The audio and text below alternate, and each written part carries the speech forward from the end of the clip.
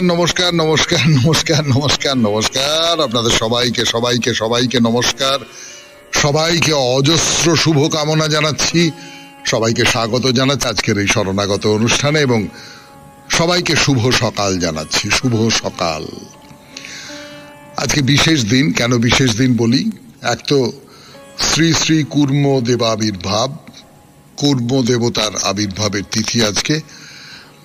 দ্বিতীয়ত শ্রীধাম বৃন্দাবনে শ্রী কৃষ্ণ চৈতন্য দাস বাবাজি মহারাজ প্রতিষ্ঠিত রাধা বল্লভ বিগ্রহের সিংহাসন যাত্রা এবং বিখ্যাত পণ্ডিত নলিনীকান্ত তর্ক স্মৃতিতীর্থের তিরোভাব তিথি আজকে।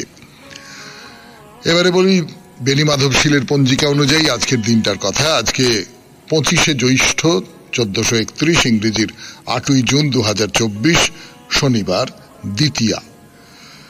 সূর্যোদয়ের সময় ভোর 4:56, সূর্যাস্তের সময় সন্ধে 6:17। নক্ষত্র আর্দ্রা। আজকে জন্মে মিথুন রাশি, শূদ্র বর্ণ, মতান্তরে বৈশ্য বর্ণ, নরগণ। রাত্রি 8:42 গতে দেবগণ। আমাদের হোয়াটসঅ্যাপে চিঠি পাঠাবার নাম্বার 9831922927। চিঠির গোড়ায় অতি অবশ্যই SG লিখতে হবে, এ তো আপনারা সকলেই জানেন। এবারে বলি আজকের অনুষ্ঠান সূচি যাকে বলে। প্রথমে পুরাণ চিরন্তন। পুরাণ চিরন্তনে আমরা বলছিলাম সমুদ্র মন্থনের কথা। সমুদ্র মন্থনের যে সূচনা পর্ব সেটা হয়ে গেছে। দুর্বাসার শাপে দেবতাদের শক্তি ক্ষয় হচ্ছে, দেবরাজের শক্তি ক্ষয় হচ্ছে, তার ফলে পরের পর যুদ্ধে অসুরদের কাছে হেরে যাচ্ছেন। তখন বিষ্ণু পরামর্শ দিলেন যে সমুদ্র মন্থন করো, ক্ষীর সাগর মন্থন করো, মন্থন করে অমৃত উঠবে। সেই অমৃত যদি তোমরা পান করতে পারো তাহলে তোমরা অমর হবে এবং যুদ্ধে জয়ী হবে, তোমাদের শক্তি আবার ফিরে আসবে। কিন্তু তোমরা একা পারবে না এত বড় কাণ্ড করতে, অসুরদেরও সঙ্গে নিতে হবে। অসুর এবং দেবতাই দুদল একসঙ্গে মিলিত হয়ে কাজটা করবে, এই পর্যন্ত বলা ছিল। তারপরে কি হবে না হবে সেটা আজকে বলবো। তারপরে চলে যাব স্বামী বিবেকানন্দের রচনা থেকে পাঠ।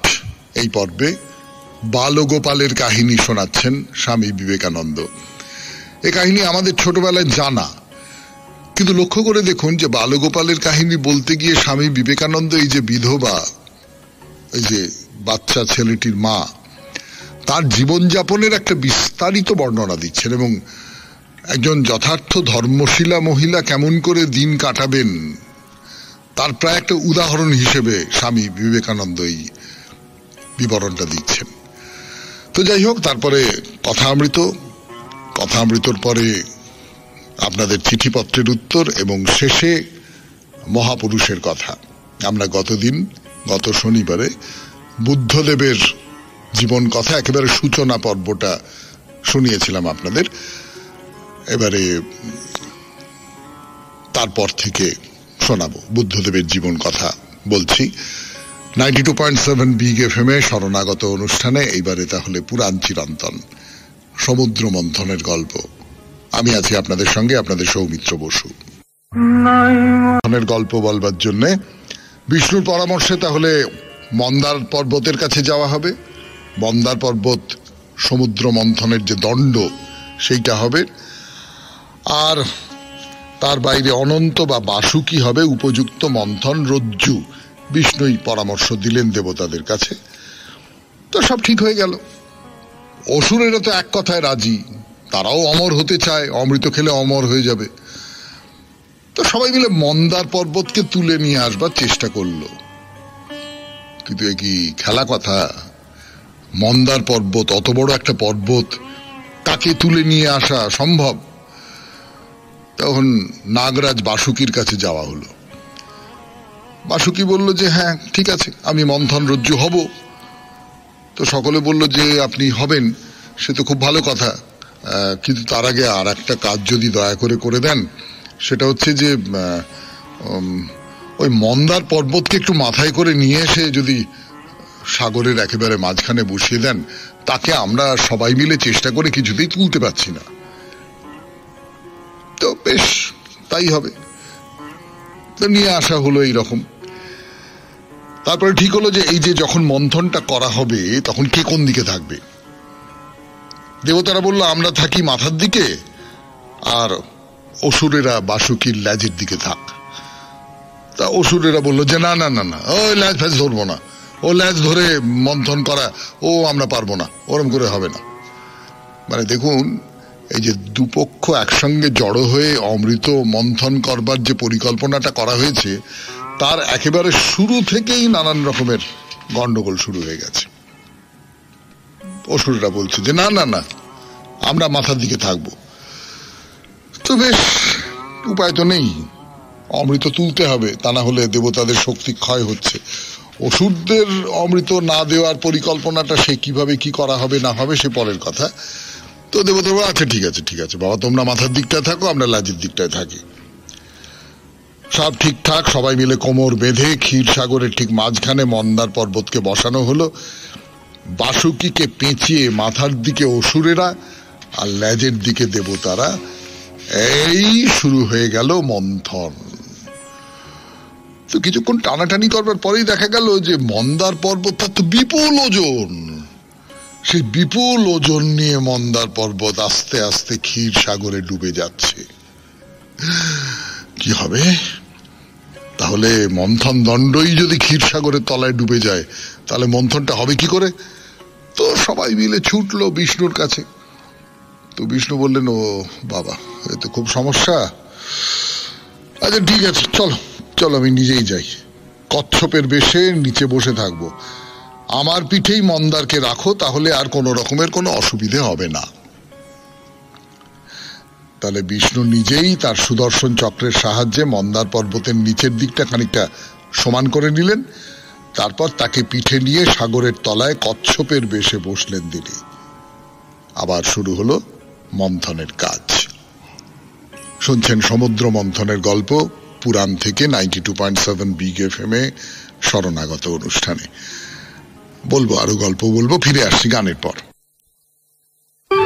সাগর মন্থন, যে সাগর মন্থনের কথা বলতে বসেছি আপনাদের 92.7 বিগ এফএম এ শরণাগত অনুষ্ঠানে, সে চলছে চলছে চলছে। তো সোজা কথা নয়, ক্ষীর সমুদ্র মন্থন করে অমৃত তুলে আনা, মাসের পর মাস, বছরের পর বছর সব চলছে, মন্থন চলছে। এই যে মন্থন চলছে তার জোরে চারদিকে এবারে গরম হয়ে উঠল, এত গরম যে মন্দার পর্বতে আগুন লেগে গেল, এবং পাহাড়ের উপরে যা কিছু ছিল, গাছপালা ইত্যাদি ইত্যাদি যা কিছু, সব সেই আগুনে গলে গলে গলে গলে সাগরে পড়তে লাগলো। তার মধ্যে মন্থন চলছে। দেবতারা তো একটু সুখী ধরনের, তারা অল্পেই হাঁপিয়ে পড়েন। ব্রহ্মা আর বিষ্ণু তাদের বলছেন যে কি করছো, হাঁপিয়ে পড়ছো কেন, ছেড়ে দিচ্ছ কেন, চলো চলো করো করো। তাই করতে করতে করতে করতে করতে করতে এইরকম মন্থন চলতে চলতে হঠাৎ চারদিক যেন আলোয় ভরে গেল। কি ব্যাপার কি ব্যাপার, কি উঠছে কি উঠছে কি উঠছে? সমুদ্রের তলা থেকে উঠে এলেন চন্দ্রদেব। বাহ বাহ, চন্দ্রদেব উঠে এসেছেন, তাহলে তো আর অমৃত উঠতে খুব বেশি দেরি হবে না। চলো আরো জোরে মন্থন করো, আরো জোরে। তা একে একে অনেক কিছু উঠতে শুরু করলো সাগর থেকে। কিছুক্ষণ বাদেই উঠলেন লক্ষ্মী দেবী, পদ্মফুলের ওপর বসে আছেন, হাতে তার বৈজয়ন্তী মালা, সেটি বিষ্ণুর গলায় পরিয়ে দিয়ে তিনি বিষ্ণুর ঘরণী হলেন। তার রূপের ছটায় সবাই তো একবারে মোহিত হয়ে পড়ল। তো একে একে উঠতে লাগলো অপ্সরার দল, অপূর্ব সুন্দরী সব। অপ্সরা কথাটার মানে কিন্তু খুব মজার। দেখুন, অপ মানে তো জল, অপ্সরা মানে এই যে যারা জলের থেকে উঠে এসেছে, সেই জন্য তাদের নাম হলো অপ্সরা। তাদের চিরযৌবন, বয়স কখনো বাড়ে না। আর কি উঠলো না, আজকে তো আর সময় নেই, আরো কি কি উঠলো সেগুলো নিয়ে পরে আপনাদের সঙ্গে কথা বলবো আগামী দিনে 92.7 বিগ এফএম এ শরণাগত অনুষ্ঠানে। আপাতত গান, গানের পর স্বামী বিবেকানন্দের রচনা থেকে পাঠ, বালগোপালের কাহিনী। আমি আছি আপনাদের সঙ্গে, আপনাদের সৌমিত্র বসু। স্বামী বিবেকানন্দের রচনা থেকে পাঠ 92.7 বিগ এফএম-এ শরণাগত অনুষ্ঠানে। সুতরাং সেবাই তিনি করতেন। যেভাবে নিজ প্রভুকে মানুষ সেবা করে, যেভাবে সেবা করে গুরুকে, সর্বোপরি তার নয়নের নিধি পুত্রকে, একমাত্র সন্তানকে তিনি যেভাবে সেবা করতেন, শ্রীকৃষ্ণকেও সেইভাবেই সেবা করতেন। প্রতিদিন ধাতু মূর্তিটিকে তিনি স্নান করাতেন, সাজাতেন, ধূপ ধুনা দিতেন তার সামনে, কিন্তু ভোগ বা নৈবেদ্য, হায়, দরিদ্র বিধবার সে সামর্থ্য কোথায়? দুঃখে তার চোখে জল আসত, আর সঙ্গে সঙ্গে স্মরণ করতেন স্বামীর কাছে শোনা সেই শাস্ত্র বচন, ভগবানের সেই অভয় উক্তি, পত্র পুষ্প ফল জল ভক্তির সঙ্গে যে আমাকে যা কিছু দান করে আমি তাই গ্রহণ করে থাকি। পত্রং পুষ্পং ফলং তোয়ং यो मे भक्त्या प्रयच्छति तदहं भक्त्युपहृतमस्नामि प्रयातात्मनः। সুতরাং তার প্রার্থনা ছিল এই মন্ত্র, হে দেবতা, এই বিপুলা পৃথিবীতে কত বিচিত্র কুসুম তোমারই প্রীতির জন্য নিয়ত ফুটে উঠছে, তবু আমার তুচ্ছ বনফুল কটি তুমি গ্রহণ করো। তুমি বিশাল বিশ্বের অন্নদাতা, তথাপি আমার সামান্য ফলে নৈবেদ্য গ্রহণ করো। আমি শক্তিহীন, শিক্ষাহীন, তুমি আমার দেবতা, আমার প্রাণের রাখাল, আমার পুত্র। তুমি কৃপা করে আমার পূজা অর্চনা সার্থক করো, আমার প্রেম কামনাহীন করো। পূজার ফল বলে যদি কিছু থাকে তবে সে ফলও তুমিই গ্রহণ করো। আমাকে দাও প্রেম, শুধু প্রেম, যে প্রেম অন্য কোনো প্রতিদানের প্রত্যাশা রাখে না, প্রেম ভিন্ন আর কিছু আকাঙ্ক্ষা করে না। হয়তো অকস্মাৎ কোনোদিন গ্রামের বাউল বৈরাগী মায়ের ক্ষুদ্র আঙিনাটিতে এসে দাঁড়ায় এবং প্রভাতী সুরে গান ধরে, শোনরে মানুষ ভাই, প্রেমের কথা কয়ে যাই, জ্ঞানের ডাকে ভয় করি নে, প্রেমের ডাকে করি ভয়। আমার আসন কাঁপে প্রেমের ডাকে, প্রেমাশ্রুতে হই উদয়। নিত্যমুক্ত যেই ভগবান, নিরবয়ব ব্রহ্ম যেই, প্রেমের দায়ে নররূপে তারই খেলা দেখতে পাই, তারই লীলা জানতে পাই। বৃন্দাবনের কুঞ্জ ছায়ে জ্ঞানের কিবা প্রকাশ ছিল? রাখাল বালক গোপ বালিকা শাস্ত্র কবে পড়েছিল? কিন্তু তারা প্রেমিক ছিল, ছিল ভালোবাসায় ভরা। তাই তো তাদের প্রেমের পাশে আমি চির রইনু ধরা। এমনি করে তার মাতৃ হৃদয় যেন ভাগবত সত্তার মধ্যেই নিজের পুত্রটিকে লাভ করেছিল, এবং দেবগোপালের নামানুসারে পুত্রের নামও তিনি রেখেছিলেন গোপাল। তাকে অবলম্বন করেই এ জগতের বুকে নিজের মনটিকে ধরে রাখা তার পক্ষে সম্ভব হয়েছিল। নতুবা পার্থিব বন্ধনহীন তার মন মুহুর্মুহু জাগতিক সবকিছুর ঊর্ধ্বে ধাবিত হতো। এ মাটির পৃথিবীতে তার যে প্রাত্যহিক জীবন, তা ছিল যেন অনেকটা কলের মতো, নিষ্প্রাণ যন্ত্রের মতো। বস্তুত তার চলাফেরা, তার চিন্তা সুখ, এক কথায় তার সমস্ত জীবনটুকু কি ওই ক্ষুদ্র বালকটিকে ঘিরেই আবর্তিত ছিল না? হ্যাঁ, তাই ছিল। শুনলেন স্বামী বিবেকানন্দের রচনা থেকে পাঠ বাল ও গোপালের কাহিনী। 92.7 বিগ এফএম-এ শরণাগত অনুষ্ঠানে গানের পর এবার কথামৃত। গান শেষ, এবার শুরু করছি কথা। 92.7 বিগ এফএম-এ শরণাগত অনুষ্ঠানে আমি আপনাদের সৌমিত্র বসু শুরু করছি কথামৃত থেকে পাঠ। ঠাকুর হঠযোগ পছন্দ করতেন না, এইটা নিয়ে গল্প আছে। হঠযোগ যদি কেউ করেন তাকে নিবৃত্ত করবার চেষ্টা করেছেন, সবটাই ঠিক আছে, কিন্তু ঠাকুর কোনো বিরোধিতার মধ্যে নেই। যে যার মতন করে, যত মত তত পথ, যে যেরকম করে তার সাধন ভজন করবে, যে যেরকম করে তার অভ্যাস করবে, সেদিক থেকে ঠাকুরের কোনো আপত্তির জায়গা নেই। এবং এক ধরনের একটা কৌতূহল আছে, কে কিরকম করছে, কি লাগে মানুষের তাকে। মানে আমি ঘটনাটা বলি, তাহলে আপনারা বুঝতে পারবেন। পঞ্চবটির ধারে একজন হঠযোগী এসেছেন। তো এঁড়েদার কৃষ্ণ কিশোরের ছেলে রামপ্রসন্ন এবং আরো কয়েকজন লোক ওই হঠযোগীকে খুব ভক্তি করেন। কিন্তু হঠযোগীর আবার খরচা আছে, মানে সেই হঠযোগী আফিম খান, আফিম খেলে দুধ খেতে হয়, দুধ খান, মাসে 25 টাকা খরচা পড়ে। মাসে 25 টাকা তখনকার দিনে কিন্তু খুব সামান্য টাকা নয়, খুব বিপুল টাকা আমি বলবো। মাসে 25 টাকা, হ্যাঁ, চারটিখানি কথা নয়। তো রামপ্রসন্ন ঠাকুরকে বলছিলেন যে আপনার এখানে তো অনেক ভক্তরা আসে, কিছু যদি বলে টলে দেন হঠযোগীর জন্য, তাহলে কিছু টাকা পাওয়া যায়, ওর তো মাসে 25 টাকা করে লাগে।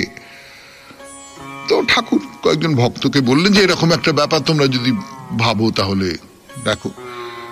আর পঞ্চবটিতে হঠযোগীকে দেখে এসো কেমন লোক, ঠিক মানে আমি যদি হঠযোগ ব্যাপারটা অপছন্দ করি, এবং আমি যদি ঠাকুর শ্রী রামকৃষ্ণ পরমহংসদেবের মতন একটা জায়গায় থাকি, তাহলে তো আমি লোককে বারণ করবো যে না না না না না ওসব দিকে যেও না। ঠাকুর বলেছেন হঠযোগীর দিকে যাবার চেষ্টা কেউ করলে তাকে নিবৃত্ত করেছেন, কিন্তু এক্ষেত্রে ঠাকুর বলছেন আচ্ছা দেখো, গিয়ে দেখে এসো কিরকম কি ব্যাপার স্যাপার ইত্যাদি ইত্যাদি দেখে এসো।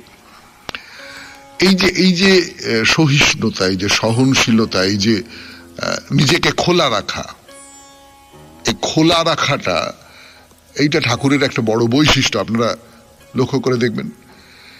তো ঠাকুর দাদা বলা হচ্ছে একজন সম্পর্কে, ঠাকুর দাদা দুই একটি বন্ধুর সঙ্গে আসিয়া ঠাকুরকে প্রণাম করিলেন। বয়স 27-28 বছর হবে, মানে ঠাকুর দাদা নামটা ওই রকম, কিন্তু আসলে বয়স কম।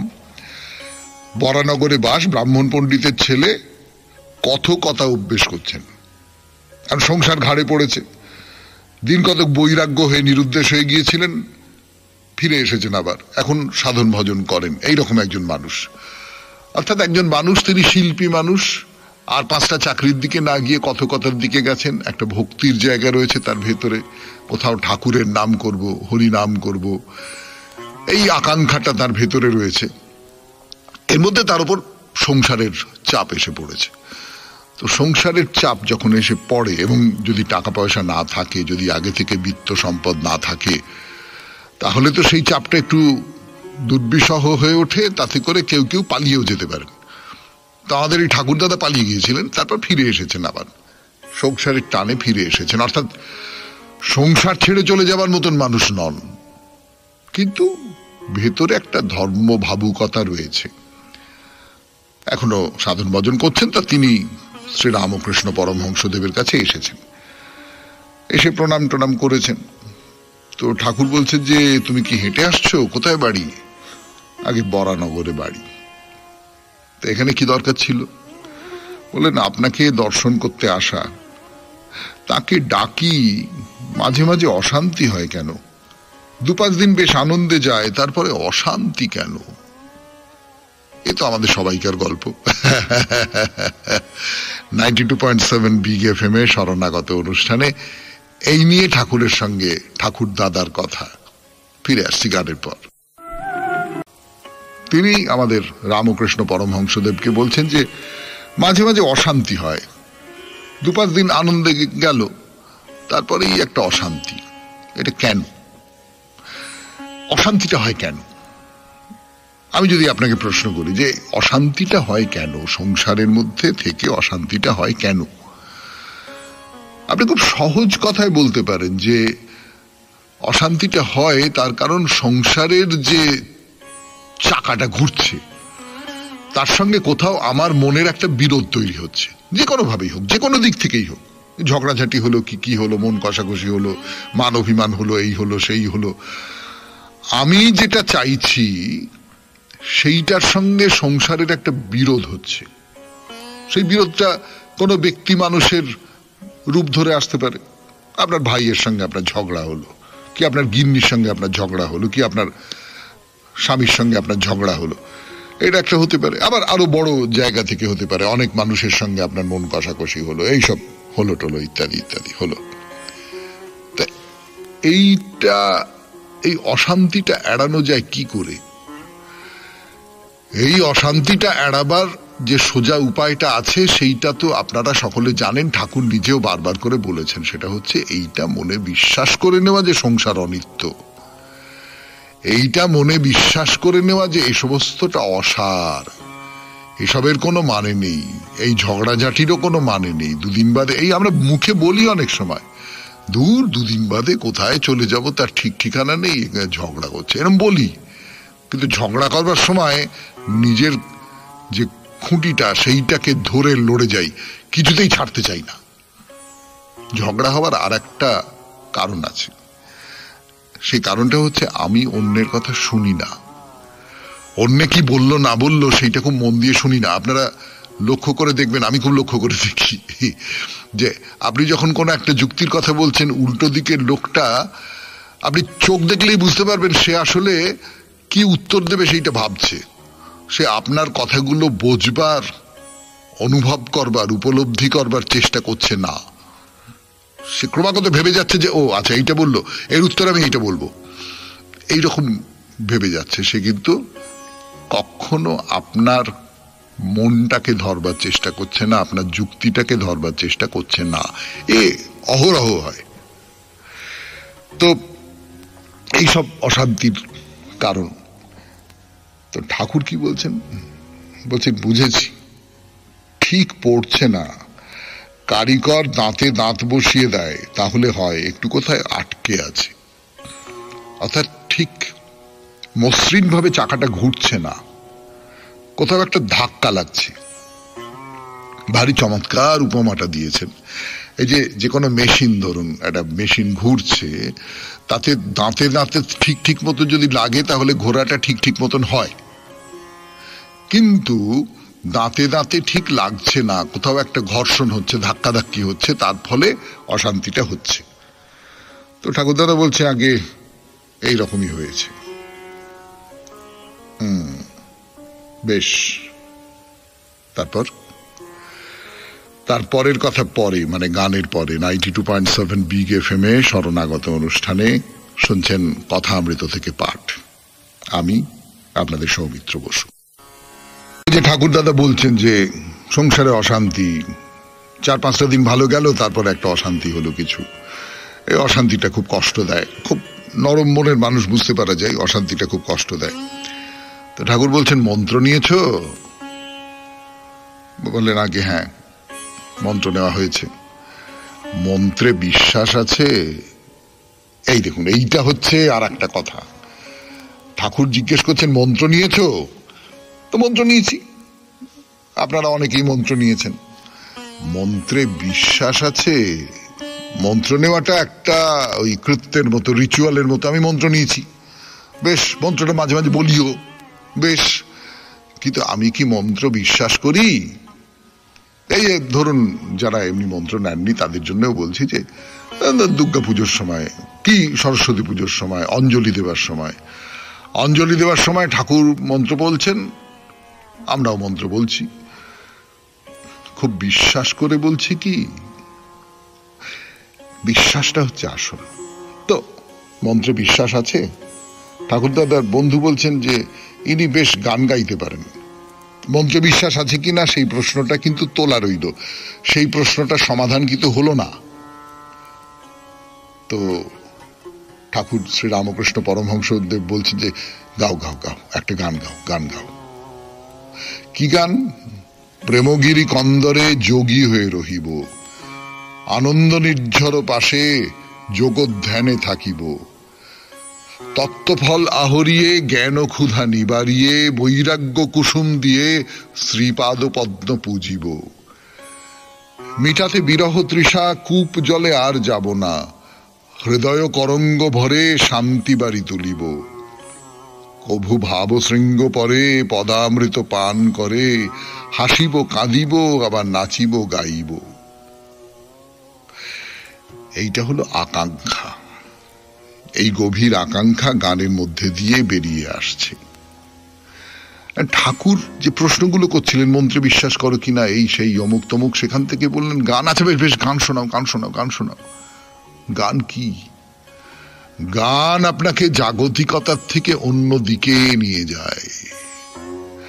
আমি এই ফেসবুকে জানেন বিসমিল্লাহ খান ওই বিদেশে গিয়েছিলেন, সেখানে গিয়ে একটা বক্তৃতা দিয়েছেন। বক্তৃতা না, মাইকের সামনে দাঁড় করিয়ে দেওয়া হয়েছে, তিনি আপন মনে কথা বলছেন।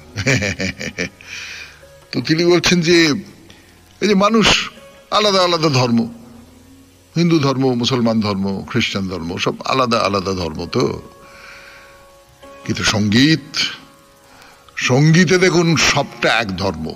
সা রে গা মা পা ধা নি সা, সা নি ধা পা মা গা রে সা, এই সঙ্গীতের এই হলো মন্ত্র। এই মন্ত্র সবাইকার ক্ষেত্রে সমান। এই মন্ত্র কি দারুণ কথা না? মানে খুব যে গভীর পাণ্ডিত্যের জায়গা থেকে বলছেন তা না, খুব সহজ করে বলছেন। তো সঙ্গীত এইটা করতে পারে। ঠাকুর তাই গান শুনতে চান। আজকের মতো শেষ হলো কথামৃত থেকে পাঠ 92.7 বিগ এফএম এ শরণাগত অনুষ্ঠানে। এরপর আপনাদের চিঠিপত্র। ফিরে আসছি, একটু গান শুনে নি। ফিরে এলাম 92.7 বিগ এফএম এ শরণাগত অনুষ্ঠানে। এবার চিঠিপত্র। পথে যেতে যেতে, সত্যি সত্যি পথে যেতে যেতে একটি অভিজ্ঞতার কথা লিখেছেন বিশ্বনাথ ভট্টাচার্য, বালি, হাওড়া থেকে। পড়ে শোনাই আপনাদের। রাস্তাঘাটের বিপদ নিয়ে লেখা। পথে যেতে যেতে এই বিষয়ে একটা ঘটনার কথা উল্লেখ করতে চাই। আমি কিছুদিন আগে ট্রেনে এলাহাবাদ যাচ্ছিলাম। ওই ট্রেনে আরো একটি পরিবার দিল্লি যাচ্ছিলেন। তারা স্বামী স্ত্রী এবং তাদের একটি পুত্র সন্তান ছিল। ট্রেন ছাড়ার পর তারা তাদের পুত্র সন্তানকে হকারদের কাছ থেকে বিভিন্ন খাবার কিনে খাওয়াতে থাকেন। এর মধ্যে তেলে ভাজাও ছিল। কিছুক্ষণ বাদে ছেলেটি বারবার পায়খানায় যেতে থাকে এবং পেটে যন্ত্রণা শুরু হয়। তাদের কাছে কোনো ওষুধ ছিল না এবং যাত্রীদের মধ্যে চিকিৎসকও ছিল না, ফলে তারা অত্যন্ত চিন্তান্বিত হয়ে পড়েন। আমি যখন কোথাও যাই তখন কিছু ওষুধ সঙ্গে রাখি। হোমিওপ্যাথিক ওষুধ অবশ্যই থাকে। আমি তাদের অনুমতি নিয়ে এবং রোগের লক্ষণ দেখে হোমিওপ্যাথিক ওষুধের কয়েকটি দানা তার জিভে দিয়ে দিলাম। 15 মিনিট পর আবার দিলাম। এরপর সে আর একবার পায়খানা গেল, তারপর ঘুমিয়ে পড়ল।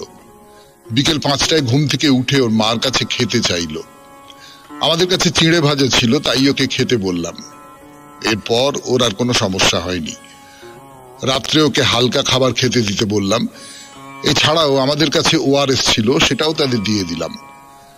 পরদিন সকাল থেকেই বাচ্চাটি আমাদের দাদু দিদা বলে আপন করে নিল। এরপর আমাদের গন্তব্যস্থল এসে যাওয়ায় নামার জন্য তৈরি হতে শুরু করলাম। বাচ্চাটি এবং ওর বাবা মার আমরা চলে যাওয়াতে খুবই কষ্ট হচ্ছিল। আমাদের ঠিকানা এবং ফোন নাম্বার দিয়ে বারবার বাড়িতে যাওয়ার অনুরোধ করলেন। আমরাও ওদের যাত্রা শুভ হোক এই প্রার্থনা জানিয়ে ট্রেন থেকে নামলাম। পরিশেষে জানাই, যাত্রাপথে সকলেই খাওয়ার ব্যাপারে সতর্ক থাকবেন। যেখানে সেখান থেকে খাবার কিনে খাবেন না, তা সেই যতই মুখরোচক হোক না কেন। আপনাকে সহ সমস্ত শ্রোতাদের নমস্কার জানিয়ে শেষ করছি। বিশ্বনাথ ভট্টাচার্য, বালি, হাওড়া। ভাগ্যিস আপনি ছিলেন। সত্যি সত্যি বাচ্চাটা তো, আর আপনি শেষে যেটা লিখেছেন সেটা খুব জরুরি একটা কথা। সেটা হচ্ছে যে ওই রকম করে ট্রেনে, বিশেষ করে যেখানে একটা বেপট জায়গা, যেখানে আমি ইচ্ছে করলেই কোনো সাহায্য পাবো না, সেখানে সেসব জায়গায় খুব সতর্ক থাকতে হয়। আমরা অনেকেই থাকি না, সে আর কি করা যাবে। আপনার এই চিঠিটা বেশ সুন্দর চিঠি এবং সেই সঙ্গে খুব কি বলবো, সচেতন করে দেওয়ার মতো চিঠিও বটে। আপনাকে অনেক ধন্যবাদ বিশ্বনাথ বাবু। এবার মহাপুরুষের কথা, বুদ্ধদেবের কথা বলা শুরু করেছিলাম, তার জীবনের কথা।